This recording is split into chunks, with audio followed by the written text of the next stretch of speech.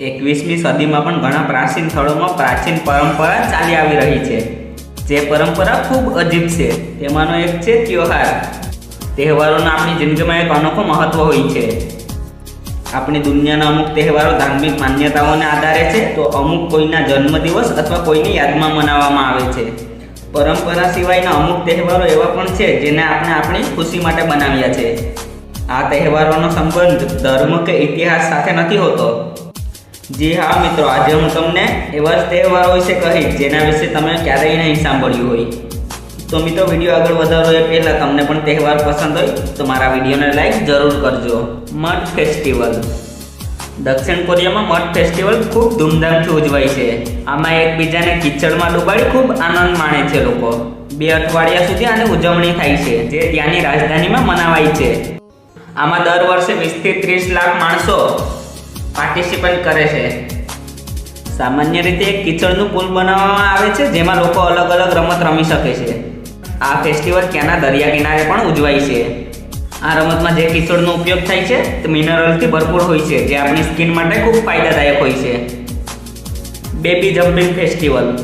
ઉત્તરી સ્પેનના બર્ગોસામાં બાળકોના સારા ભવિષ્ય માટે આ ઉત્સવ રચાય છે।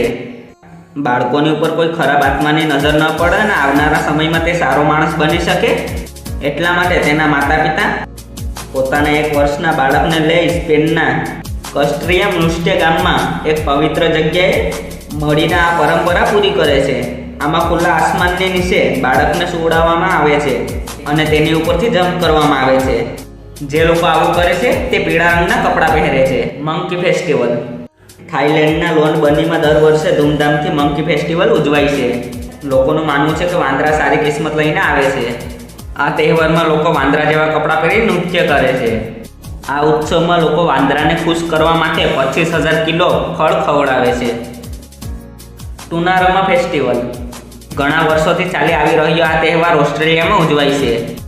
આ તહેવાર ઓસ્ટ્રેલિયાના લોકો 26 જાન્યુઆરીના રોજ ઉજવે છે। એવું કહેવામાં આવે છે કે 1981માં આ રમતને મનોરંજન માટે તહેવાર બનાવવાનું નક્કી કર્યું હતું। આ તહેવારમાં લોકો માછલીને બાંધીને દૂર સુધી ફેંકે છે અને જેની માછલી વધારે દૂર જાય છે તે વિજેતા બને છે। તો મિત્રો, તમને આમાંથી કયો તહેવાર સૌથી વિચિત્ર લાગ્યો મને કમેન્ટ કરીને જરૂર કહો। અને મિત્રો, વિડીયો પસંદ આવ્યો હોય તો વિડીયોને લાઈક કરી તમારા મિત્રો સાથે શેર કરો અને આવા જ વિડીયો જોવા માટે મારી ચેનલને સબસ્ક્રાઈબ કરો। તમારો બહુમૂલ્ય સમય આપવા બદલ ખૂબ ખૂબ આભાર।